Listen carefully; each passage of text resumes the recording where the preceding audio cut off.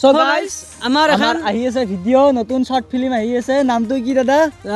জনাকৰ জানমণি এখন আহিছে ইউটিউবত ভাঙা ষ্টেণ্ডত আহিব আৰু এটা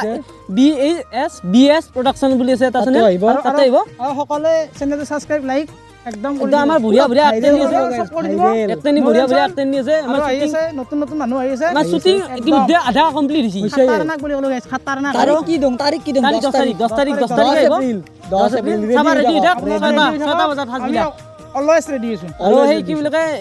আমাৰ দুটা চেনেল আহিব আৰু এইটো পেজটো ইনষ্টাগ্ৰামত যাব দিছোন আৰু ইউটিউবত যাব চেনেলটো খালি ফলো কৰি থৈ দিব ইউটিউব চেনেল হলি সাবস্ক্রাইব করব আর ইনস্টাগ্রাম হলি ফলো করব বাকি আর সতিলেন আরে আমাক গতালি দিছো গাইস আর একটেনি বঢ়িয়া বঢ়িয়া একটেনি লিছি বাৰি আৰু আমাক নিজাকে ফলো আৰু নিজা কৰাটো তো বেলেগ কথা বাকি আমাৰ সতিলিং হেলত আধা কমপ্লিট হৈছে আৰু আধা কালি কৰবা লাগা আছে 20% বাকি এখনি কৰিলে আমি আৰ আপলোড দিম আৰু